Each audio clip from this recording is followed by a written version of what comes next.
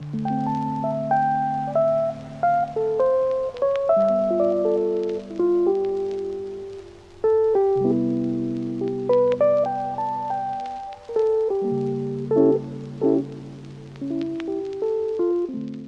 this pendant light that I did was an easy quick DIY, and I really feel like this pendant light really helped complete my dining room. I've been wanting to do this for a while now, and this is a video that is going to explain everything that I did from start to finish. I promise it's easy. This is actually my first instructional video that I haven't posted in a while, so let's get to it. So to start off, I was very inspired by Japandi Interiors. If you haven't seen Japandi Interiors, basically it's like a mixture of Scandinavian and Japan interior design, and I had the courage to try something that I've seen many times online, which is create a pendant light out of paper mache to imitate the WABI SABI Japanese pendant light. So all in all, Japandi is basically a mixture of Japanese and Scandinavian elements within a home. So a quick dining room recap. I started off my dining room on a blank slate. It was just a corner of my house where it was just completely bland. I ended up putting some wallpaper, doing a simple board and batten, and then having a dining table in there, and even using the current IKEA chairs that I got off Facebook Marketplace and turning that into a more chic, modern look. And I realized that, okay, I had a good foundation with everything mixed together when I did the DIY, and it turned out great. But there was a pendant light that did not go with the design I had, so I wanted to switch that. I didn't just want to switch to a pendant light that I can just shop anywhere. I just wanted to continue a DIY aspect of that whole entire dining room, since it's mostly DIY. I was looking around and I found that WABI SABI Japanese pendant lights were the best thing for me to purchase because it went with the vibe. It had the neutral color that I was looking for, and it was very minimalist, but also it was very timeless the way it looked. I feel like it would just sort of blend in with everything that I was doing currently.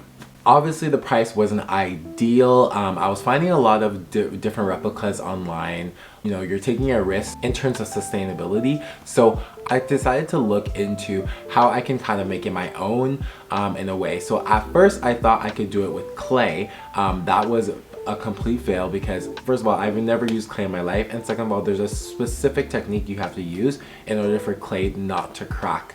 I knew that the light bulb that I was going to put inside the paper mache pendant light was going to be LED to give that mood lighting, you know, because if I'm sticking to the Japandi Interiors inspo, a lot of it is very moody. So all the materials will be linked in the description below. So paper mache is a material where it comes from, I think for French word, papier-mâché. So it's like when you choose paper and then it becomes like a gooey-like consistency, but then it hardens into like a new material. I was having fun doing this because at first I thought I was going to be, you know, a very difficult process because I thought I needed to make the paper mache from scratch, but I actually didn't. I got some paper mache that was pre-made, and all you had to do is just mix some water into it, and then you have your paper mache after a few hours of drying.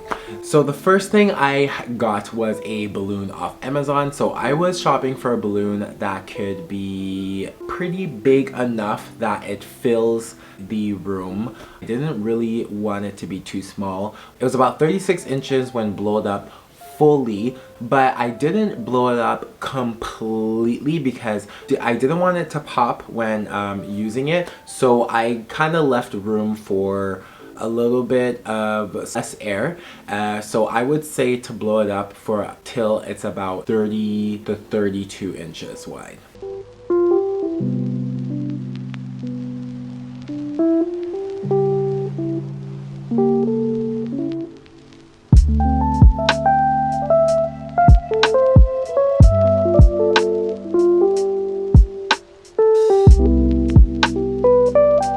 So next, this is strictly for stability purposes. I had a IKEA pot plant laying around that I wanted to use in order to place the balloon on top and for it to keep steady while I am going to tape some stuff on it and apply the paper mache. I had the 4-link plant pot, which is about 24 centimeters wide in diameter, and it was perfect for the 36-inch balloon that I bought in order to place it inside.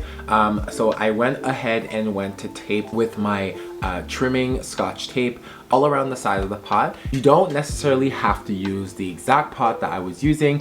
This was just a pot that happened to fit the balloon that I got. If you are making a smaller pendant lamp, you can opt for a smaller pot with a smaller diameter that will hold your balloon into place. The next step is to use bubble wrap of some sort in order to tape around the balloon. So bubble wrap was the most practical thing for me, because when it came to bubble wrap, it wasn't too hard and it wasn't too soft. It was just steady enough where I can tape it so you can have the shaping of your pendant lamp. So all around the balloon, while I was taping, I was keeping in mind that this would be sort of the exterior outing of the pendant lamp and how wide the hole is going to be when placing my light bulb in.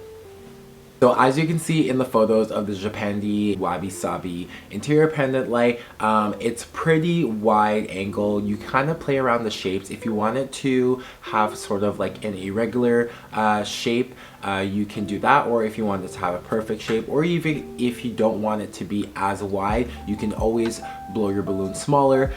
I also got a lip to put on top of the balloon. So basically this is going to be, you know, the top where you'll be drilling the hole.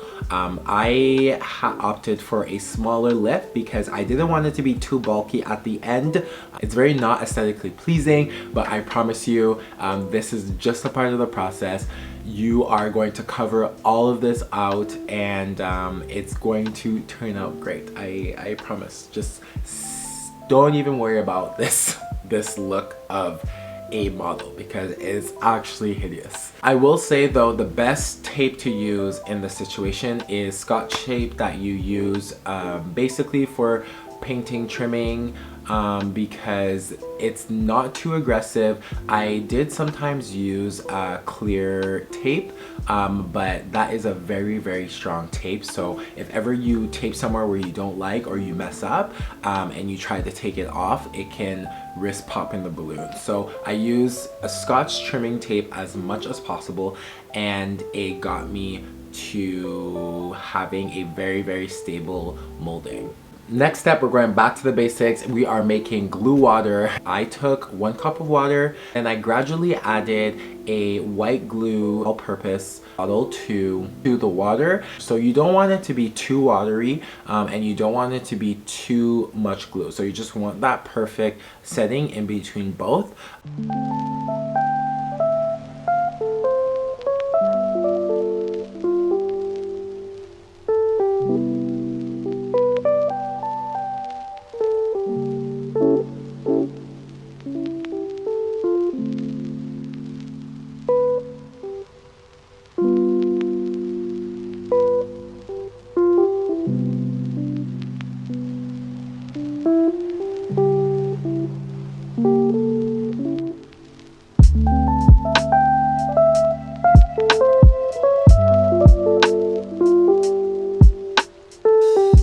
You're going to need a bunch of newspapers. So I'm doing a very big pendant lamp, so I really wanted it to cover everything and have it very stable.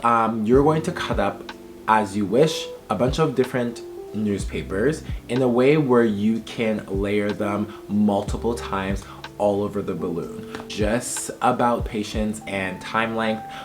So it is very easy to do. However, it takes a while. Please, and I'm going to emphasize this, do not rush this process because you have a chance of caving in your molding and not having it stable when you are going to the last step, which is applying the paper mache.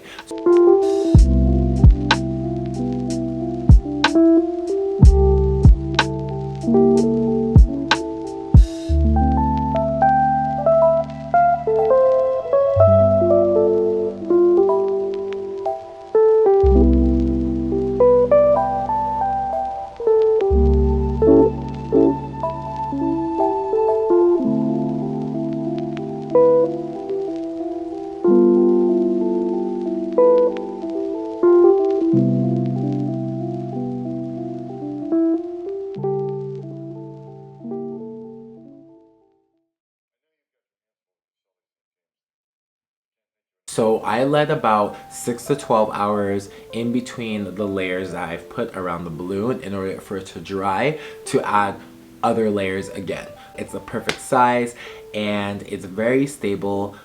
You do not have to worry about the balloon being popped because since everything is already put into place, you won't risk caving in the structure when applying the paper mache.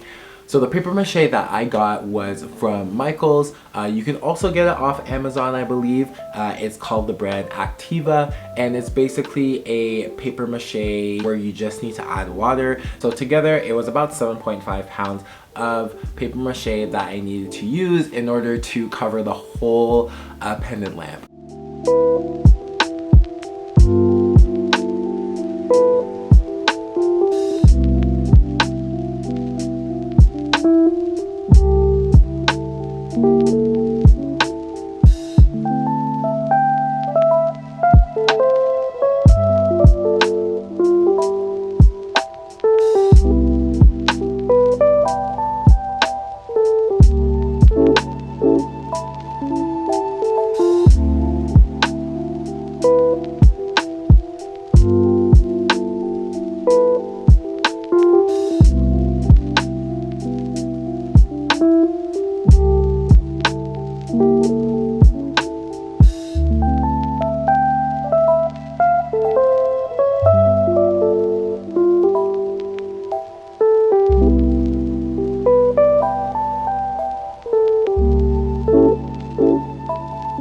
You can always weigh the amount of paper mache that you want if you don't want it to be too heavy. But since mine was already labeled, I knew exactly what I was going to work with and I didn't need to weigh it down before you know, making the paper mache.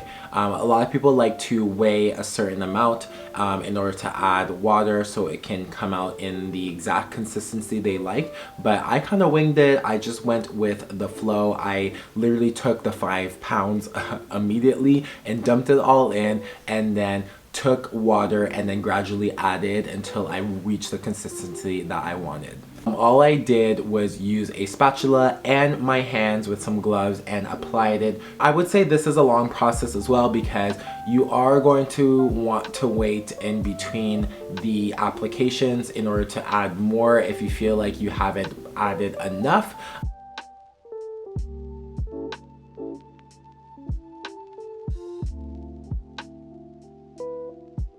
I kind of did as fast as I can in order to apply all the paper mache kind of in one setting on the outside, and then I let that dry, and then the next day I worked on the inside.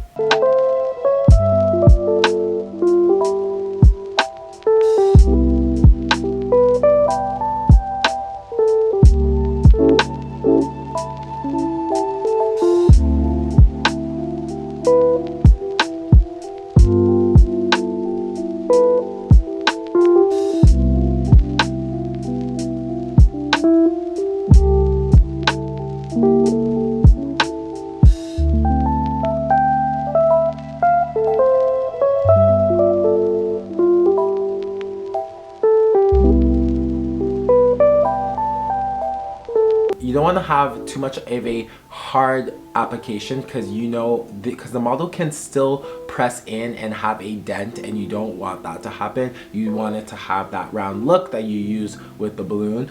Once that is all applied, as you can see, my paper mache is pretty much dried up. It has a color where it was like kind of white but not as well, so I got a off-white color from the Behr painting store, and I was able to kind of add touch-ups around and paint all over it, and for it to give it a nice off-white consistent color all over the pendant.